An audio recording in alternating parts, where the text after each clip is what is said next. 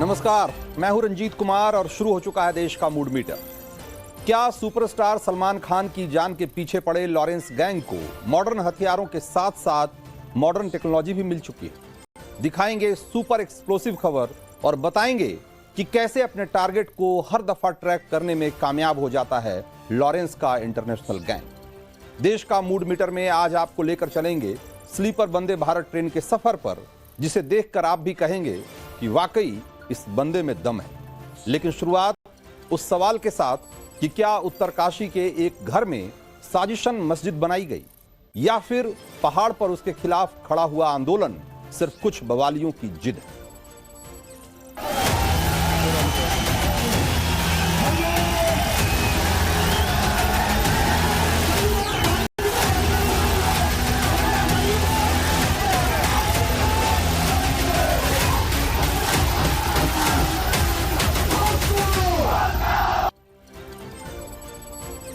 और अब आपको ले चलते हैं उत्तराखंड के उत्तरकाशी में, जहां एक मस्जिद पर उठे विवाद ने माहौल को तनावपूर्ण बना दिया है।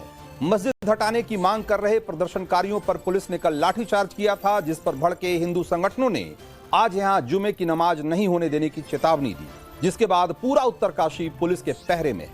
मुस्लिम पक्ष ने आज जुमे की नमाज घरों में ही पढ़ने की अपील तो कर दी थी, लेकिन यह विवाद अभी यहीं थमने वाला नहीं है, बल्कि और गरमाने वाला है। और इसके लिए आप दोनों पक्षों के दावों को एक बार सुन लीजिए और समझ लीजिए कि दोनों पक्षों का दावा क्या है।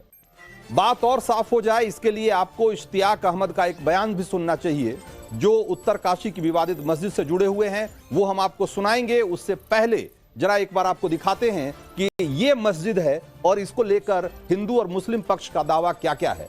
तो हिंदू पक्ष इसमें कह रहा है कि ये जमीन मस्जिद की नहीं है, बल्कि एक खाता धारक की जमीन है और खाता धारक की जमीन पर यह मस्जिद बनाई गई है। आगे दिखाइए क्या क्या पक्ष है हिंदू पक्ष का, क्या क्या कहना है। खाता धारकों की जमीन पर निर्माण है और यह जमीन मस्जिद की नहीं है, इसलिए मस्जिद हटाने के लिए प्रदर्शन जारी रहेगा, यह कहना है हिंदू पक्ष का। दूसरी तरफ मुस्लिम पक्ष क्या कह रहा है? मुस्लिम पक्ष यह कह रहा है कि यह मस्जिद आज से नहीं बल्कि 70 साल से है और मस्जिद यहीं रहेगी, और चाहे इसके लिए जो करना पड़े। और 10 दस्तावेजों में मस्जिद का प्रमाण है उनके पास, इसलिए इस मस्जिद को हटाने का सवाल ही नहीं उठता है। और हमारी ये मस्जिद है, हम यही नमाज पढ़ेंगे, ये मुस्लिम पक्ष का कहना है।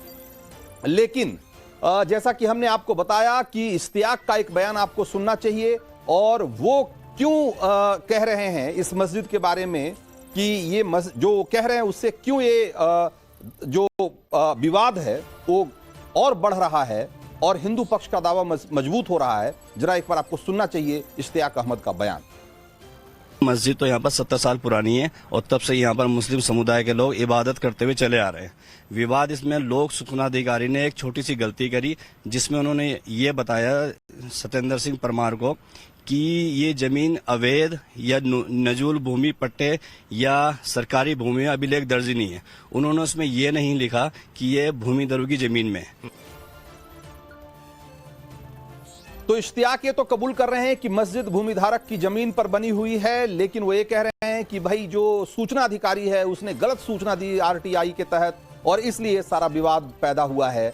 और लेकिन वो ये भी कह रहे हैं कि जो ये पूरा मामला है वो आरटीआई ने जो जवाब दिया आरटीआई के तहत, उसकी वजह से सारी परेशानी हुई है। और ये आरटीआई किसने लगाई थी? आरटीआई लगाई थी संयुक्त सनातन धर्म रक्षक संघ ने। और इस संगठन का ये दावा है कि 21 अक्टूबर को जिला प्रशासन ने जो जवाब दिया उसमें स्पष्ट तरीके से बताया गया है कि राजस्व अभिलेख में, यानी कि रेवेन्यू के रिकॉर्ड में, इस जमीन पर किसी भी तरह के मस्जिद का निर्माण नहीं दर्शाया गया है। इसलिए हिंदू पक्ष इसे अवैध मानता है और कह रहा है कि इस मस्जिद को यहां से हटाया जाए। सवाल इसलिए भी गहरा रहा है, या यूं कहें कि तीखे हो रहे हैं, क्योंकि जिस जमीन पर मस्जिद है उसका दाखिल खारिज यानी मालिकाना हक का ट्रांसफर साल 2004 में हुआ है और साल 2005 में तहसीलदार के आदेश पर यहां मस्जिद बनाई गई, ऐसा बताया गया है। लेकिन ये पेच यहां पर क्या है, इसको अब ऐसे समझिए कि 17 साल पहले, इससे 17 साल पहले यानी कि 20 मई 1987 के यूपी वक्फ के गजट में यह मस्जिद दिखाई गई। अब जब 2005 में तहसीलदार के आदेश पर इस मस्जिद को बनाया गया, तो उससे 17 साल पहले यानी 1987 के वक्फ के गजट में इसका मस्जिद का उल्लेख कैसे है? एक बहुत बड़ा सवाल है, एक बड़ा घालमेल है, जिसका जवाब अभी नहीं मिल रहा है। इसीलिए संयुक्त सनातन धर्म सभा जो है संघ, इसका यही हवाला दे करके ये कह रही है कि इस जमीन को भूमिधर खाते से लिया गया है और इसके लिए जमीन का जो नेचर है वो चेंज नहीं करवाया गया और एक तरीके से अवैध तरीके से इस मस्जिद का निर्माण कराया गया है। जो भूमिधर की खेती जो जमीन होती है उस पर या तो उसे घर मकान के लिए इस्तेमाल किया जा सकता है या खेती बाड़ी के लिए किया जा सकता है। इस तरीके से यहां पे मस्जिद नहीं बनाई जा सकती। आपको संयुक्त सनातन धर्म रक्षक संघ के स्वामी दर्शन भारती का बयान भी सुनाते हैं कि उनका क्या कहना है इस मामले। सरदार सिंह जी के परिवार के जो बच्चे हैं उनको पता ही नहीं है इस बात का कि हमारी जमीन को षड्यंत्र के तहत कुछ लोगों के नाम पे चढ़ा दिया गया और उन्होंने मान्य यहाँ के जो जिलाधिकारी हैं उनको लिखित में दे रखा उन्होंने। ये कागज है उनका लिखित में, ये कागज है देखिए आप, लिखित में दे रखा है कि बिना हमारी जानकारी के किसी दूसरे अन्य लोगों के नाम पर जमीन ट्रांसफर की गई। तो सब कहीं न कहीं षड्यंत्र है।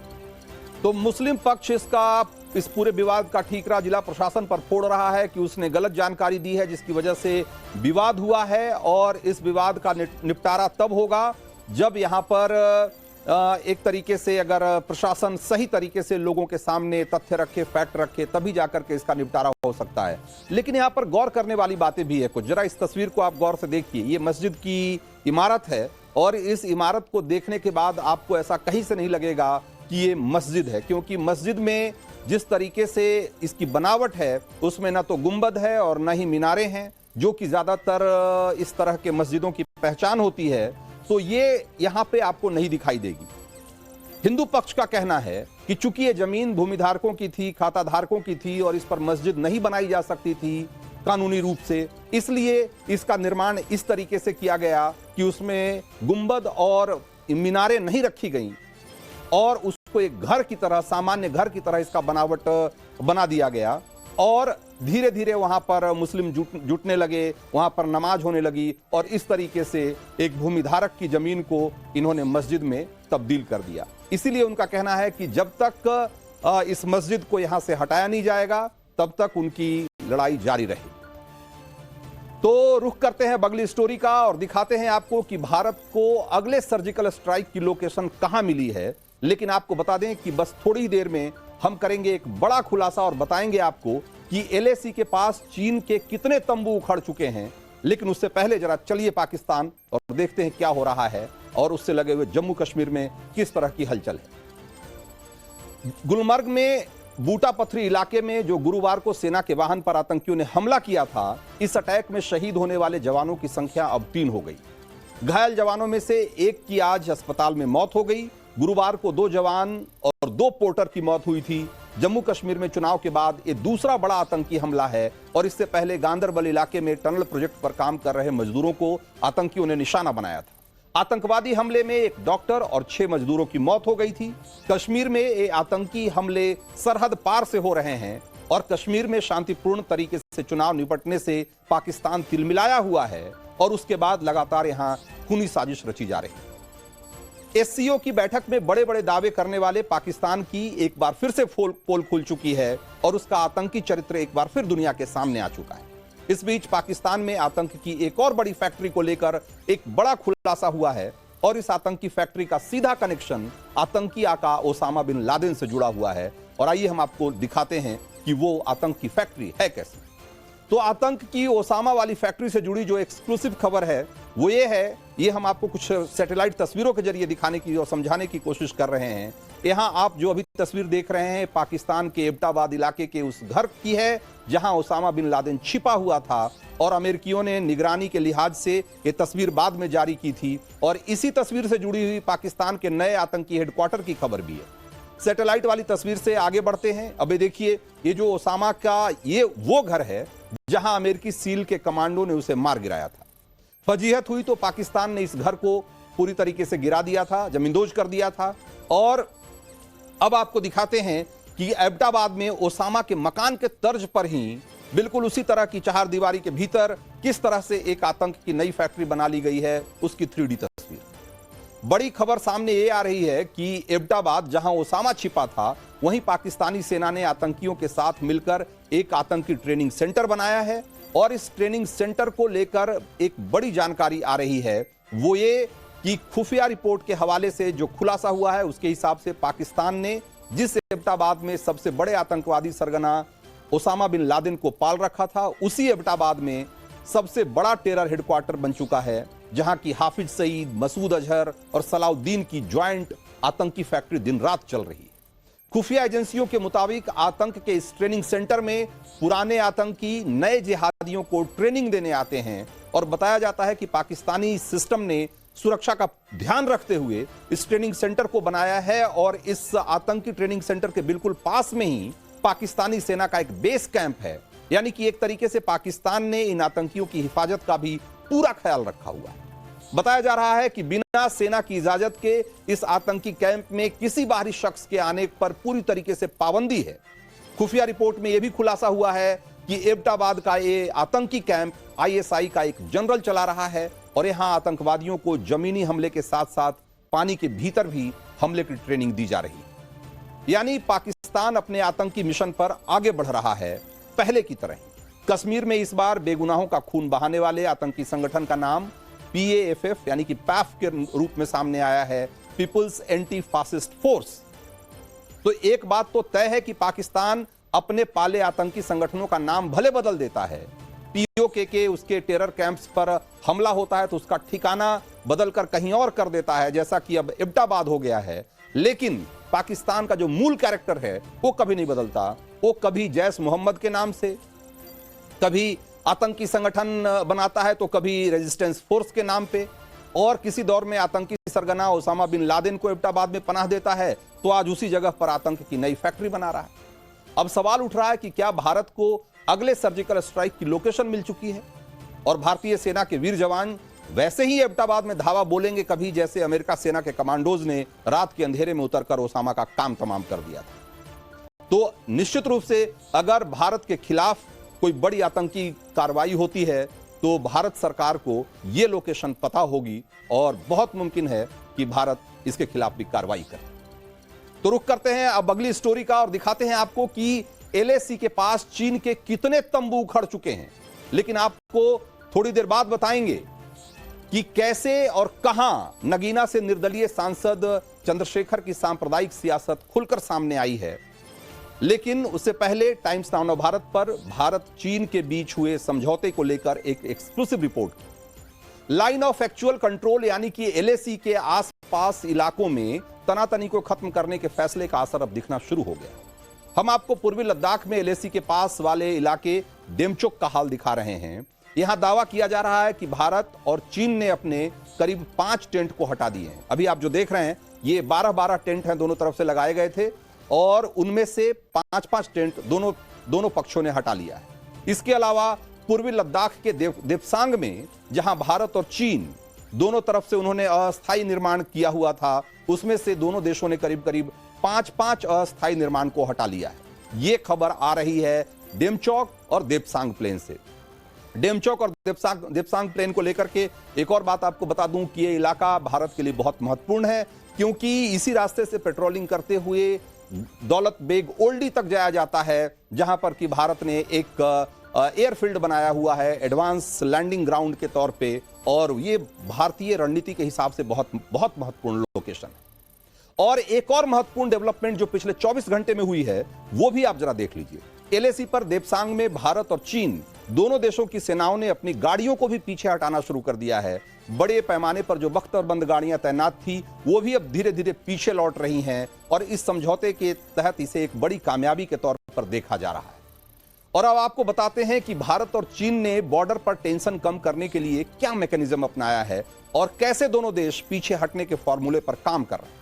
दरअसल रोज सुबह भारतीय और चीनी मिलिट्री कमांडर के बीच हॉटलाइन पर बात हो रही है। इसी बातचीत में तय किया जा रहा है कि किस अस्थायी हिस्से को आज हटाया जाएगा और किसे अगले दिन हटाया जाएगा। बातचीत का नतीजा यह है कि दोनों तरफ से करीब 40% टेंट और अस्थायी निर्माण हटाए जा चुके हैं।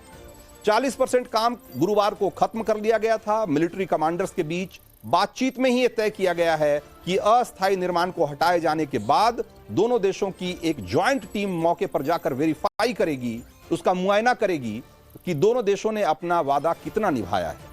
और आपको एक और एक्सक्लूसिव जानकारी दे दूं कि इस सिर्फ हॉटलाइन पे ही ये बातचीत नहीं हो रही है, बल्कि एलएसी पर मीटिंग पॉइंट बनाया गया है, जहां पर दिन में एक बार बैठक हो रही है। हालांकि अभी भी गलवान समेत 4 बफर जोन पर चर्चा नहीं हो पाई है, लेकिन हालात इसी तरह सुधरते रहे तो बफर जोन पर भी बातचीत के आसार दिखने लग जाएंगे।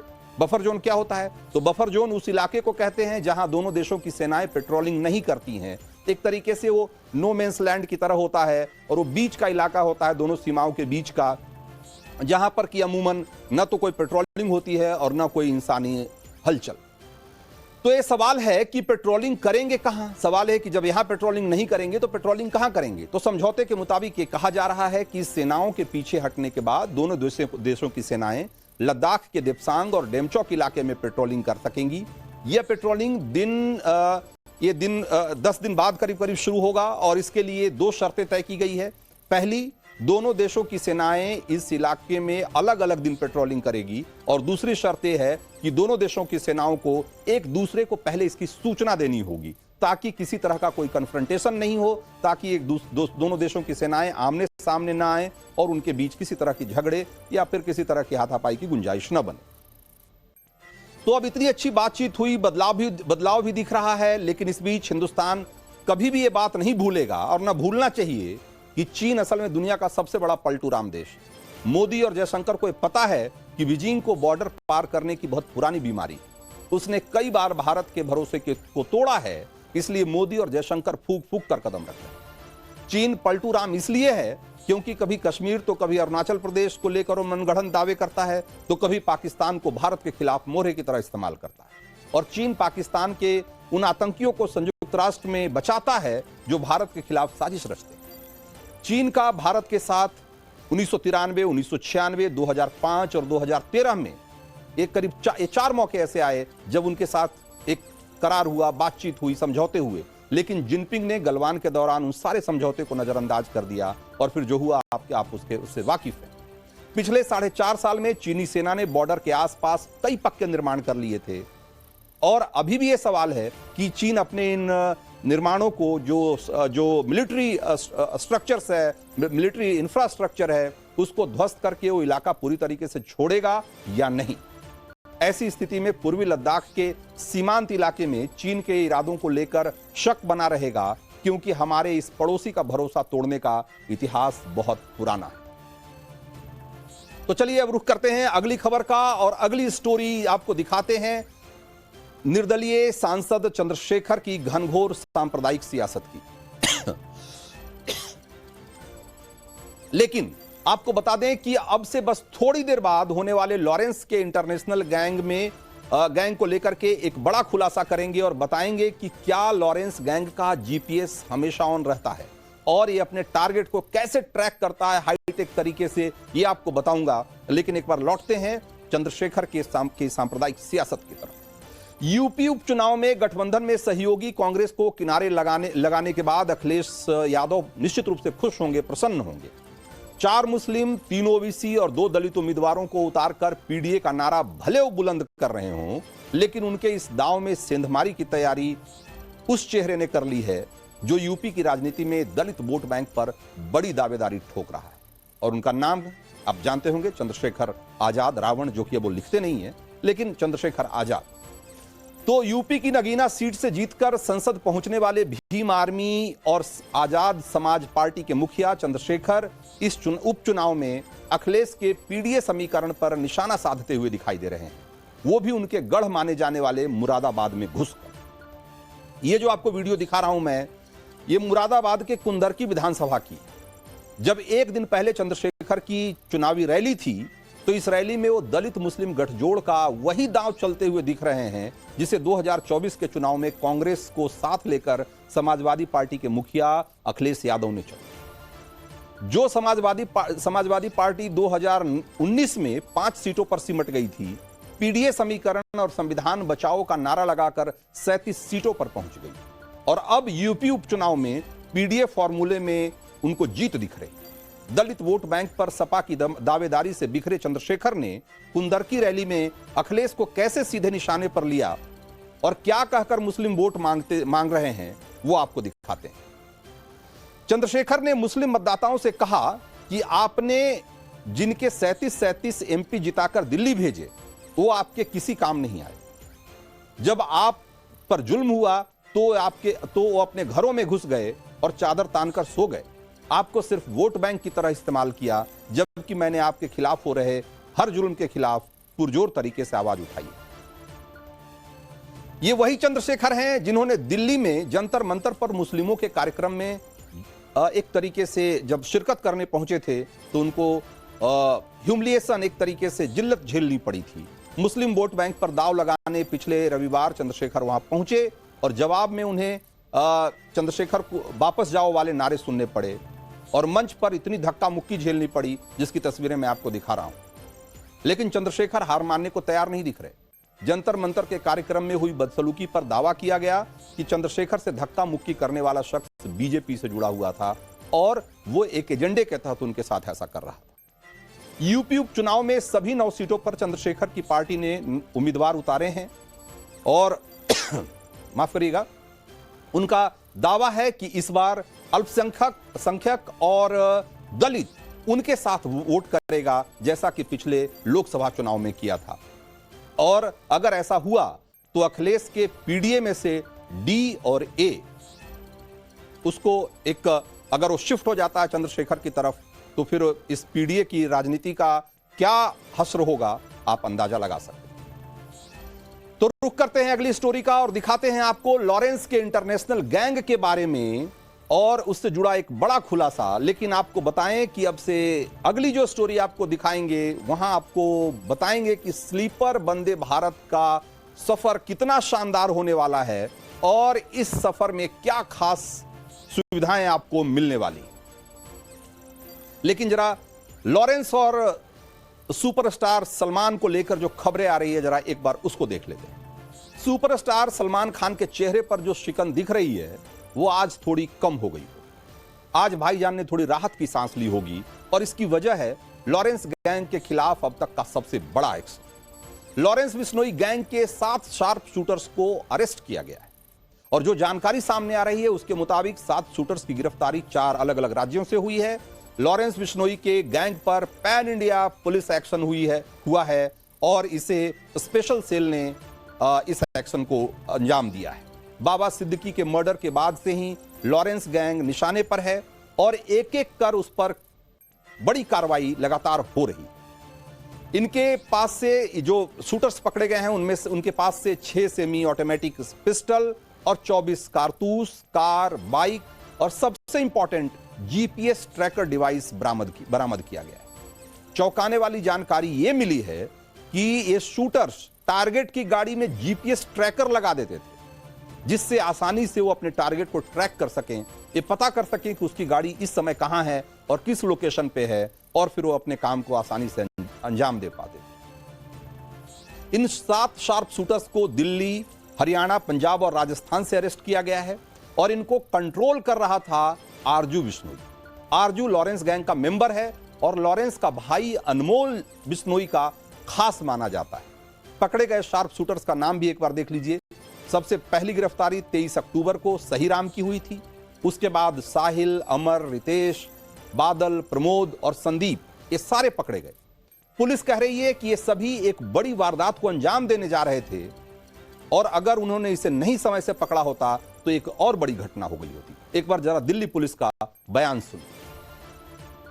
7 शूटर्स को पकड़ा है, 7 गैंग मेंबर्स को पकड़ा है, जो कि एक मर्डर करने वाले थे हरियाणा में, राजस्थान में, और कुछ मर्डर्स जो हैं और भी टारगेट इनको मिले हुए थे। अगर ये उसको एग्जीक्यूट करते थे बाकी टारगेट्स भी मिलने वाले थे। आरजू बिश्नोई नाम का आदमी इनको कंट्रोल कर रहा था, जो कि ओरिजिनली लॉरेंस बिश्नोई गैंग का एक मेंबर है। आरजू बिश्नोई, आरजू अनमोल बिश्नोई के टच में ज्यादा रहता था। और अब आपको लेकर चलते हैं स्लीपर वंदे भारत के शानदार सफर पर, जिसे देखकर आप भी कहेंगे कि वाकई बंदे में दम है। वंदे भारत स्लीपर ट्रेन का फर्स्ट लुक सामने आया है और उसकी तस्वीरें हम आपको टीवी स्क्रीन पर दिखा रहे हैं। चेन्नई से इंटीग्रल कोच फैक्ट्री से ने बेहतरीन इंटीरियर के साथ इसे लॉन्च किया है, तैयार किया है। अन्य ट्रेनों के मुकाबले इसमें बेहतर सिक्योरिटी सिस्टम है, बेस्ट कैटेगरी की डिजाइन है। एक एक करके चलिए आपको दिखाते हैं कि इसकी खूबियां क्या है। इस स्लीपर ट्रेन में एक साथ 823 पैसेंजर सफर कर पाएंगे। इस स्लीपर ट्रेन में 16 डिब्बे हैं और इसमें इसे 120 करोड़ की लागत से तैयार किया गया है। एक पूरा ट्रेन सेट है, ऐसा नहीं है। ट्रेन सेट का मतलब है कि इसके एक डिब्बे दूसरे से अलग करके किसी दूसरे इंजन के साथ लगा दिया, ऐसा नहीं। ये असल में पूरा, जैसे आप देखते हैं मेट्रो चलती है एक ट्रेन सेट के रूप में, उसी तरीके से ट्रेन सेट के रूप में चलेगी। 180 किलोमीटर प्रति घंटे की रफ्तार से चलने वाली इस ट्रेन में एक फर्स्ट क्लास एसी डिब्बा होगा जिसमें 24 यात्री सफर कर सकेंगे। 4 सेकंड क्लास एसी डिब्बा होगा जिसमें 188 यात्री बैठ सकेंगे और 11 थर्ड क्लास के एसी डिब्बे होंगे जिसमें कुल मिलाकर 611 यात्री सफर कर पाएंगे। ट्रेन में आरामदायक बर्थ के साथ हर डिब्बे में सीसीटीवी कैमरा है, हाई स्पीड वाली वाईफाई की सुविधा है, टच करते के साथ ही दरवाजा खुलेगा और touch free bio vacuum toilet का भी इंतजाम। हर बर्थ के पास इमरजेंसी स्टॉप बटन है और फ्लाइट स्टाइल अटेंडेंट बटन भी मौजूद है। इसमें इमरजेंसी ब्रेक सिस्टम भी लगाया गया है। ट्रेन हादसों से बचाने के लिए टक्कर रोधी प्रणाली कवच और एंटी क्लाइंबिंग टेक्नोलॉजी भी लगाई गई है। यह हादसे की स्थिति में कोच को एक दूसरे के ऊपर चढ़ने नहीं देती है, जिसकी वजह से ज्यादा डेथ होती है। वो एक तरीके से उसको कंट्रोल करने की कोशिश की गई है इस नए सिस्टम के जरिए और इससे जोखिम काफी कम हो जाएगा। 15 नवंबर तक इसकी टेस्टिंग का काम पूरा होने वाला है और यह टेस्टिंग लखनऊ, आरडीएसओ और पश्चिमी रेलवे के जरिए संपन्न किया जाएगा। उम्मीद है कि 15 जनवरी तक इसे ट्रैक पर उतार दिया जाएगा। तो ये आपको नए सफर के लिए आप तैयार हो जाइए वंदे भारत में, वंदे भारत की स्लीपर ट्रेन में। तो आज देश का मूड मीटर में वक्त इतना ही था। अब हमें दीजिए इजाजत।